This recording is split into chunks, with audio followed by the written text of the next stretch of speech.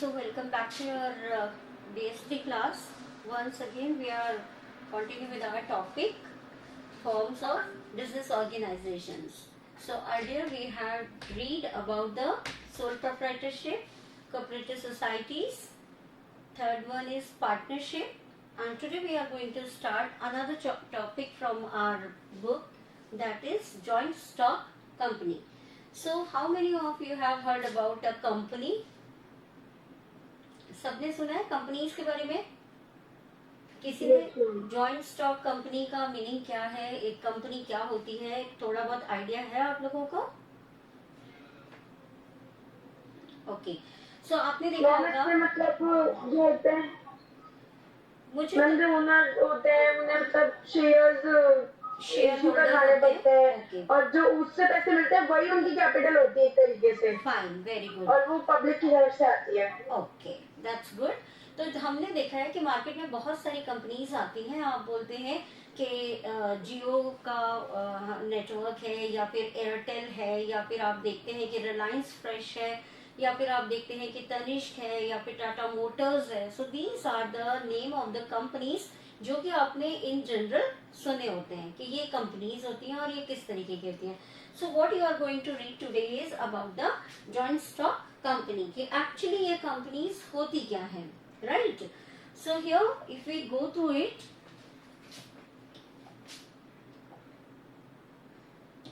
हम क्या देखते हैं?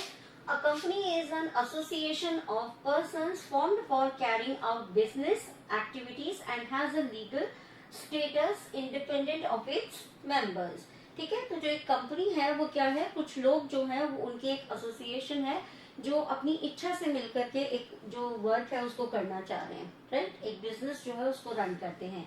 Then a company can be described, company को आप कैसे डिस्क्राइब कर सकते हो? As an artificial person having a separate legal entity. Company जो है वो क्या है? एक तरीके से एक पर्सन ही है। We consider company as a person, but this person is an artificial one. ठीक है, ये एक artificial person है, यानी कि उसकी एग्जिस्टेंस इस तरीके से तो है, बट वो हमारी तरीके से नहीं है कि वो खा सके, पी सके, भाग सके, दौड़ सके, राइट? लीगली क्या है? उसकी एक आइडेंटिटी है as a artificial person, right? Company जो है उसको आप नाम से जानते हो, जैसे कि धीरूभाई अंबानी है, उन्होंने कंपनी शुरू करी रिलायंस, तो आप रिलायंस को रिलायंस के नाम से जानते हो। ऐसा नहीं है कि धीरूभाई अंबानी बार बार उसके संग में एसोसिएट किया जाए, वो ऑटोमेटिकली उसके साथ में एसोसिएट हो जाते हैं, बट एक कंपनी को आप उसके नाम से जानते हो, then it is considered as a person. ठीक है, इसी तरीके से सपोज तनिष्क है, तो तनिष्क को आप कैसे जानते हो? कि it is a company of Tatas, right? तो रतन टाटा जो है उनकी एक कंपनी है तनिष्क, लेकिन इंडिविजुअली तनिष्क को आप उसके नाम से जानते हो। That's why it is written here कि ये एक आर्टिफिशियल पर्सन है and it is having a separate legal entity, इसकी अपनी एक सेपरेट एंटिटी है, पहचान है, and perpetual succession and a common seal.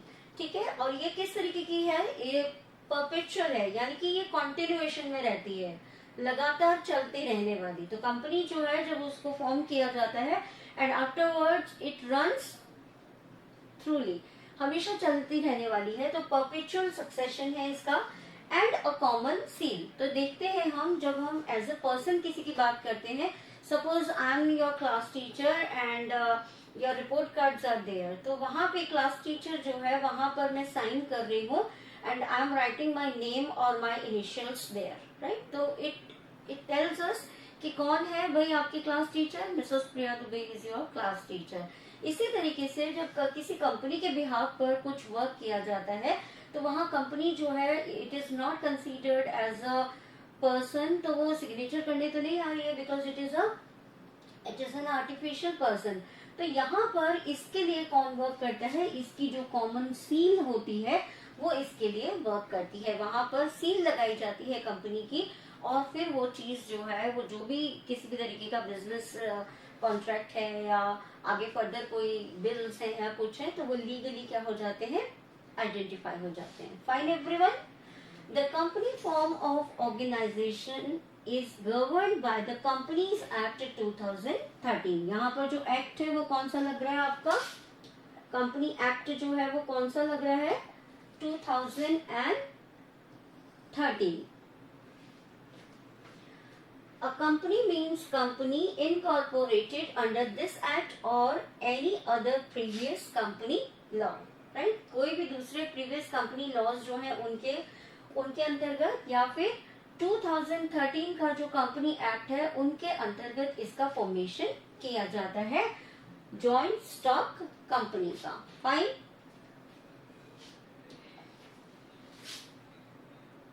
The shareholders are the owners of the company, while the board of directors is the chief managing body elected by the shareholders। अब आप देखते हो कि एक company जो है वो किस तरीके से फॉर्मेशन उसका हो रहा है।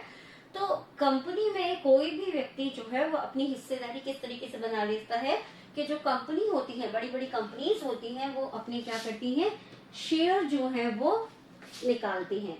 किसी भी कंपनी में अगर आप हिस्सेदारी लेना चाहते हो या अगर हम उसमें एंटर होना चाहते हैं तो बड़ी बड़ी जो कंपनीज होती हैं वो क्या करती हैं, वो अपने शेयर जो है वो मार्केट में निकालती हैं। इन शेयर्स को खरीद के हम क्या कर सकते हैं, उस कंपनी के शेयर होल्डर्स बन सकते हैं। फाइन। अब जरूरी नहीं है कि कोई भी व्यक्ति एक बहुत बड़ा अमाउंट लगा करके ही किसी कंपनी में शामिल हो सकता है या फिर उसका एक मेंबर हो सकता है, राइट।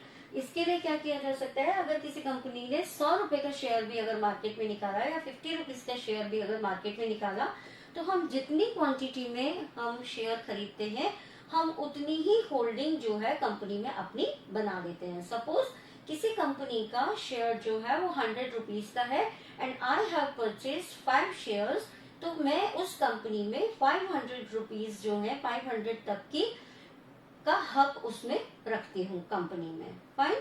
तो इसी तरीके से जब हम देखते हैं, आपने शेयर मार्केटिंग सुना होगा, तो इसी तरीके से क्या होता है, हम हर कंपनी का या किसी भी एक पर्टिकुलर कंपनी के जो शेयर होते हैं वो हम अपने हिसाब से खरीदते हैं कि हम उसमें कितनी कैपिटल इन्वेस्ट करना चाहते हैं। तो इस तरीके से जो शेयर होल्डर्स होते हैं, हम शेयर खरीद करके किसी भी कंपनी के ओनर हो सकते हैं, राइट। अगर मैं 500 रुपीज अगर उसमें इन्वेस्ट कर रही हूँ, 5000 या फिर 50,000 उसमें इन्वेस्ट कर रही हूँ, तो मैं उतने की हकदार हो जाती हूँ, उतने पैसों की हकदार हो जाती हूँ कंपनी में, राइट। अब उसके बाद में कंपनी जो होती है उसका मैनेजमेंट जो है वो किस तरीके से रन किया जाता है, कंपनी का मैनेजमेंट जो है वो कौन चलाएगा। उसके लिए क्या होता है, जिनके सबसे ज्यादा शेयर्स होते हैं, यानी कि जो कंपनी के मालिक होते हैं, जो उसमें अपनी कैपिटल इन्वेस्ट करते हैं, they are the managing directors. वो उसके मैनेजिंग डायरेक्टर्स होते हैं, कंपनी को मैनेज करते हैं। कंपनी का जितना भी मैनेजमेंट होता है वो इन्हीं लोगों के द्वारा किया जाता है। But on the other hand एक बोर्ड ऑफ डायरेक्टर, जो कंपनी का मैनेजमेंट है वो किसके द्वारा चलाया जाता है, BOD। BOD is board of directors. तो बोर्ड ऑफ डायरेक्टर्स जो होते हैं वो किसी भी कंपनी का मैनेजमेंट जो है वो रन करते हैं। ये मैनेजमेंट जो है कई बार ये शेयर होल्डर्स जो होते हैं ये भी क्या करते हैं, चूज करते हैं।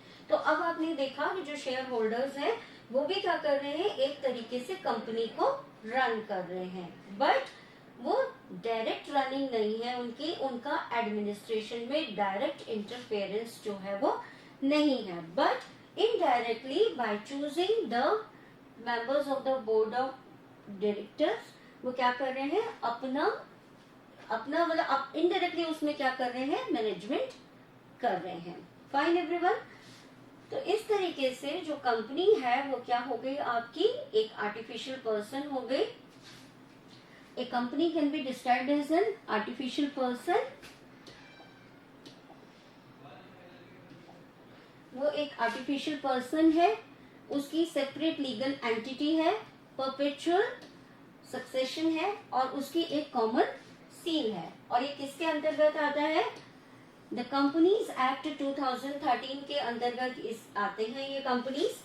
उसके बाद में यहाँ पर कौन है, शेयर होल्डर्स हैं जो कि कंपनी के ओनर्स हैं, ठीक है। शेयर अगर हम किसी कंपनी का खरीदते हैं तो हम उस कंपनी में ओनिंग है जो अपनी वो हम मतलब कर लेते हैं। उसके अलावा जो मैनेजमेंट है वो बोर्ड ऑफ डायरेक्टर्स जो है उनके द्वारा किया जाता है। बोर्ड ऑफ डायरेक्टर्स जो है उनके द्वारा कंपनी को मैनेजमेंट किया जाता है। मैनेजिंग किसके द्वारा की जाती है? बोर्ड ऑफ डायरेक्टर्स के द्वारा की जाती है, राइट। अब क्या आता है आपका? The capital of the company is divided into smaller parts called shares. Company की जो कैपिटल होती है वो किसमें होती है? शेयर्स में होती है। जैसा मैंने आपको बताया कि कंपनी अपने शेयर्स जो है वो मार्केट में निकालती है, क्योंकि जरूरी नहीं है कि लमसम में एक अमाउंट जो है, जो मैनेजिंग डायरेक्टर्स हैं या जिनकी कंपनी है जो शुरू कर रहे हैं वो ही उतना पैसा लगाएं। वो क्या करते हैं? वो अपनी कंपनी के जो शेयर्स हैं वो मार्केट में निकालते हैं और उन शेयर्स को खरीद करके कोई भी व्यक्ति जो है वो क्या कर सकता है? किसी भी कंपनी में शेयरिंग कर सकता है। तो इस तरीके से the capital of company is divided into smaller parts called shares, ठीक है। And shares can be transferred. एक बार अगर आपने किसी कंपनी में शेयर खरीद लिए हैं तो जरूरी नहीं है कि आप उनको अपने पास ही रखें। कई बार ऐसा होता है कि हम अपने जो शेयर्स होते हैं हम उनको ट्रांसफर भी कर सकते हैं, यानी कि हम उनको बेच भी सकते हैं, right. Freely from one shareholder to another person, right. तो हम क्या कर सकते हैं? इनको इजीली किसी भी दूसरे व्यक्ति को हम बेच सकते हैं। Now come to the features के जॉइंट स्टॉक कंपनी जो है वो क्या है, उसके क्या फीचर्स हैं। एक जॉइंट स्टॉक कंपनी के जो फीचर्स हैं वो क्या है? The first thing, it is an artificial person. A company is a creation of laws and exist independent of its members. Like natural person, a company can own property, incur debts. देखिए अब यहाँ पर आ रहा है कि ये क्या कर सकती है? एक नेचुरल पर्सन की तरह, although it is an artificial person, लेकिन ये एक पर्सन की तरह ये क्या कर सकती है? प्रॉपर्टी ओन कर सकती है। डेब्ट्स जो है इसके ऊपर हो सकते हैं। It can borrow money, enter into contracts, sue and sued from, but unlike them it cannot breathe, right। अब क्या हो सकता है कि अगर एक जो आर्टिफिशियल, हम बोलते हैं कि जॉइंट स्टॉक कंपनी जो है वो एक आर्टिफिशियल पर्सन है। ये नेचुरल लोगों की तरह, जो कि नेचर ने हम लोगों को बनाया है, हम ही लोगों की तरीके से ये क्या कर सकती है? ये प्रॉपर्टी ओन कर सकती है, मनी बोरो कर सकती है, किसी भी तरीके के कॉन्ट्रैक्ट कर सकती है, और एंड स्यूड यानी कि ये क्या कर सकती है? केस फाइल कर सकती है किसी के ऊपर, या कोई और व्यक्ति जो है वो इसके ऊपर केस कर सकता है। क्यों? क्योंकि इसकी एक लीगल आइडेंटिटी होती है। कंपनी जो है वो अपने कई बार अपने नाम से जानी जाती है। ओनर्स के नाम हमें कई बार नहीं भी पता होते हैं, बट कंपनी खुद जो है वो अपने नाम से जानी जाती है। जैसे रिलायंस हो गया, या तनिष्क हो गया, या टाटा मोटर्स हो गया, या दूसरी कोई कंपनीज हो गई, तो हम कई बार हमें नहीं पता होता कि इनके ओनर्स कौन है, but we know it very well कि ये एक कंपनी है जो कि मार्केट में एक अच्छी पोजीशन लेके स्टैंड कर रही है, राइट। तो ये हम लोगों की तरह क्या नहीं कर सकता है? ब्रीथ नहीं कर सकती है, रन नहीं कर सकती है, इट कैन नॉट टॉक, लेकिन ये बाकी की सारी चीजें कर सकती है। ये अपने नाम पे प्रॉपर्टी खरीद सकती है, ये अपने नाम पे व्हीकल्स खरीद सकती है, मनी जो है वो मनी बोरो कर सकती है, मनी लेंड जो है वो केसेस जो है वो भी इसके ऊपर फाइल किए जा सकते हैं, right. Then it comes separate legal entity. From the day of its incorporation a company acquires an identity distinct from its members. Its assets and liabilities are separate from those of its owners. ठीक है, इसके जो owners होते हैं उनसे इसका कोई लेना देना नहीं होता। कंपनी की खुद की अपनी एक लीगल आइडेंटिटी होती है। किस समय से? जिस समय से कि इसको फॉर्मेशन कर दिया जाता है, इसका रजिस्ट्रेशन जो है वो कर दिया जाता है। The law does not recognize the business and owners to be one and the same. Now it comes formation. अब जो कंपनी है उसका फॉर्मेशन जो है वो किस तरीके से किया जा रहा है? The formation of a company is a time consuming, expensive. Now when we talk about, जब हम देखते हैं कि फॉर्मेशन, तो आपने जितनी अदर फॉर्म्स ऑफ ऑर्गेनाइजेशन पढ़ी है, आर वेरी सिंपल, जिसमें कि आपका जो सोल प्रोप्राइटरशिप था वो तो बहुत ही इजी था कि उसका परमिशन जो है वो बहुत इजीली किया जा सकता है, because there is no other person, केवल एक ही व्यक्ति है जिसको डिसीजन लेना है कि उसे क्या करना है। देन कोऑपरेटिव सोसाइटीज, उनका फॉर्मेशन जो है वो भी किस पे है, वॉलेंटरी है, फाइन। इसी तरीके से पार्टनरशिप है जिसमें कि 2 या 2 से ज्यादा लोग जो है वो किसी भी बिजनेस को करने के लिए एग्री करते हैं। But here in the joint stock company, यहाँ पर थोड़ा सा फॉर्मेशन जो है वो डिफिकल्ट हो जाता है, थोड़ा सा मुश्किल है। वन थिंग इज कि it is time consuming, it is expensive and complicated process. ये कहते हैं कि जो कंपनी का फॉर्मेशन है वो इतना इजी नहीं है जितने अदर्स हैं, अदर फॉर्म्स ऑफ ऑर्गेनाइजेशन है।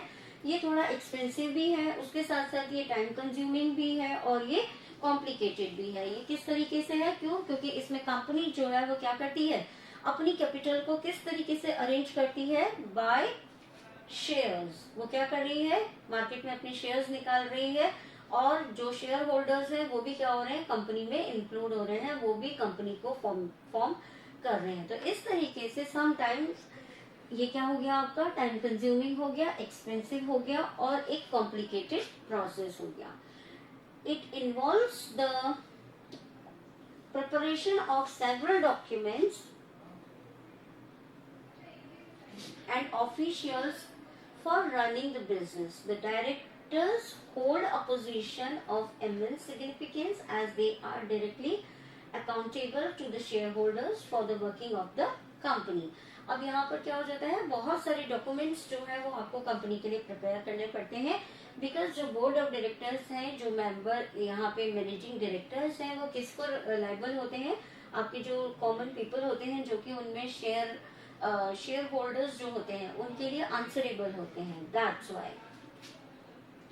The share holders however do not have the right to be involved in the day to day running of the business. Although वो अपने डे टू डे रन के लिए, business administration के लिए नहीं होते हैं, शेयर होल्डर्स जो है वो डायरेक्टली उसमें इन्वॉल्व नहीं होते हैं, बट इनडायरेक्टली वो क्या कर रहे हैं, बिजनेस को रन कर रहे हैं थ्रू देयर शेयर। उनकी जो शेयर होल्डिंग है उसकी वजह से ये ऐसा कर रहे हैं। Before it can start functioning, incorporation of companies is compulsory under the Companies Act 2013 or any। इसका जो कंपल्शन है, क्या करना है इसका, जब आप किसी भी कंपनी को बना रहे हैं तो कंपनी एक्ट के अंतर्गत इसको आपको क्या करना जरूरी है, रजिस्टर करना इज कंपल्सरी। क्यों? क्योंकि इसमें बहुत सारे लोग जो होते हैं वो इन्वॉल्व होते हैं। ये एक ह्यूज होती है, कंपनीज जो है वो छोटी नहीं होती है, स्मॉल कैपिटल नहीं होती है इनकी, बहुत सारी जो कॉमन पब्लिक है वो भी इनके साथ में इन्वॉल्व होती है, right. Then it comes perpetual succession. आपने ये उसमें भी पढ़ा, डेफिनेशन में उसी में से सारे पॉइंट्स निकल के आ रहे हैं। क्या हो रहा है इसका, परपेचुअल सक्सेशन किस तरीके से है, ये एक कंपनी बीइंग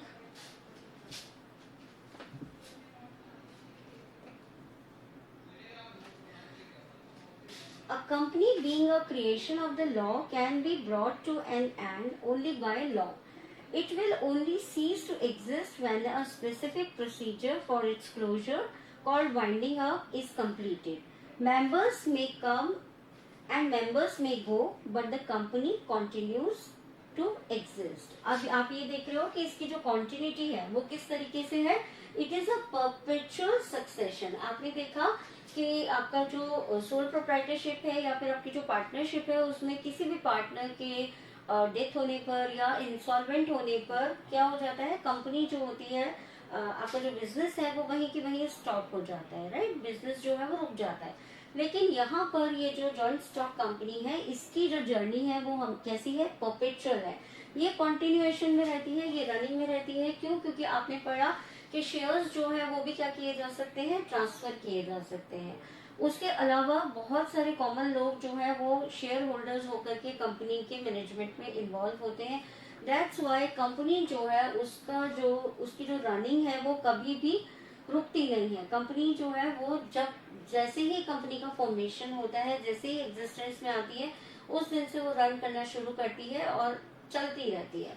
अगर किसी भी तरीके से आपको इसको कंपनी का क्लोजर करना है तो उसके लिए एक प्रोसेस होता है जिसके थ्रू जाकर के ही आप उसको क्लोजर कर सकते हो, राइट।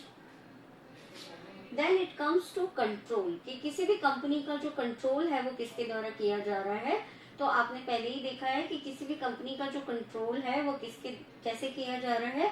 बोर्ड ऑफ डायरेक्टर्स जो होते हैं, जो भी कंपनी के मैनेजिंग डायरेक्टर्स हैं, जिनको कई बार शेयर होल्डर्स जो है उनके द्वारा भी चुना जाता है, वो कंपनी को कंट्रोल करते हैं। कंपनी के जो डिसीजंस है वो उनके द्वारा लिए जाते हैं, राइट।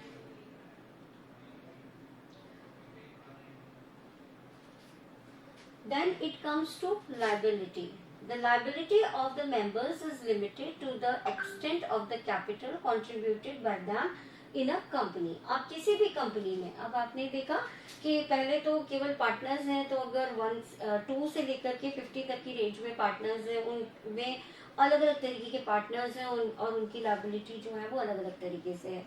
आपने देखा सोल प्रोप्राइटरशिप में आपने देखा कि जो इंडिविजुअल है उसकी अपनी खुद की रिस्क होती है, सारी जितनी भी रिस्क है वो उसकी खुद की है, लायबिलिटीज उसकी खुद की है। But here in this case जो लायबिलिटी है वो किस तरीके की है, मेंबर्स की, वो लिमिटेड होती है। जितना पैसा उन्होंने उस कंपनी में इन्वेस्ट किया है बस उतने तक की ही लायबिलिटी उनकी बनती है। पर्सनली जाकर के, अपनी पर्सनल असेट्स पर जाकर के इनकी कोई भी लायबिलिटी जो है वो नहीं है, right.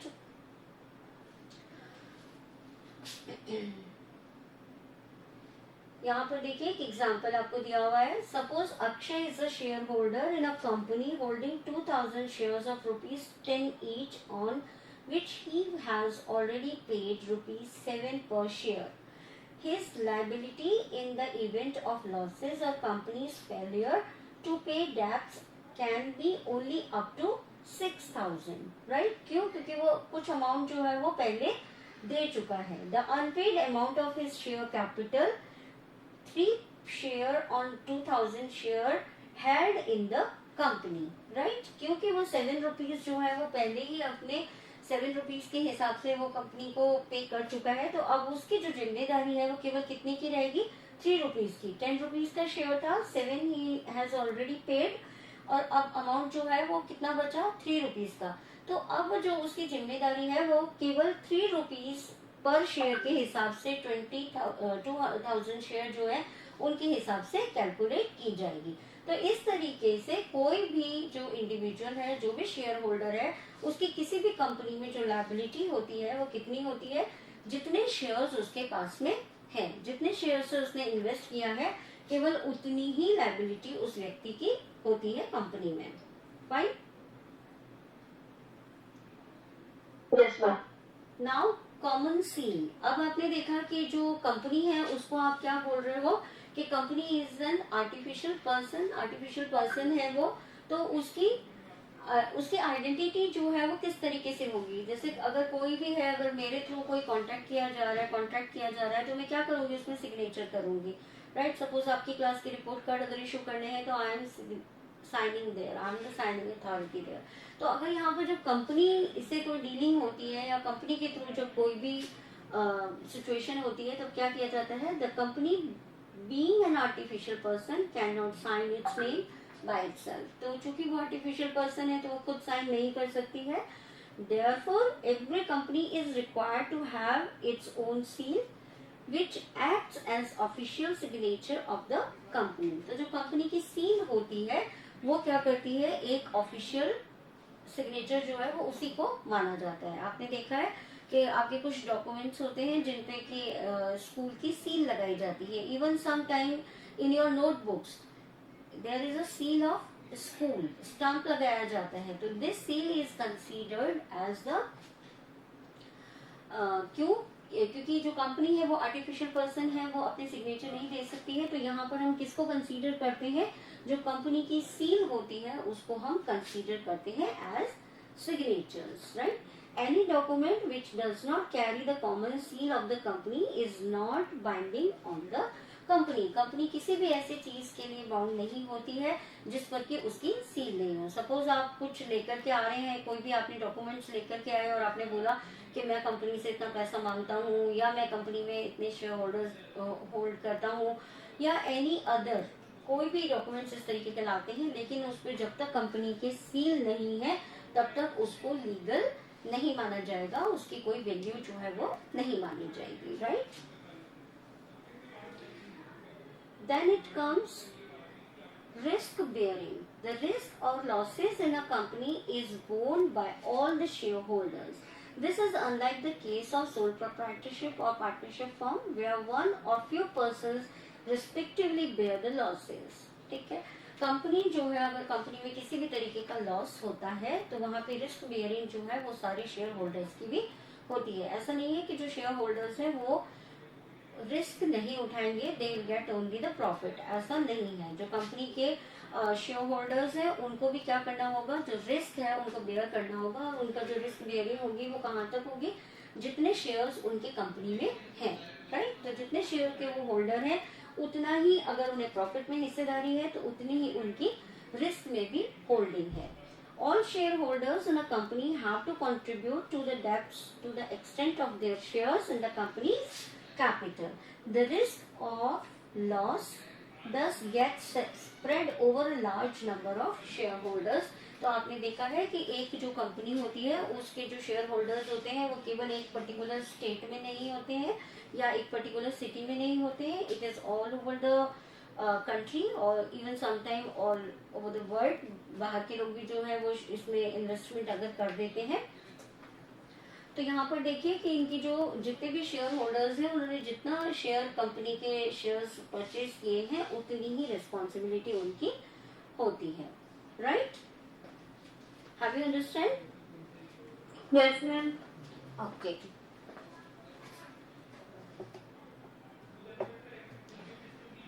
so that's all for today. We will continue with the merits and demerits of the joint stock company tomorrow. Fine.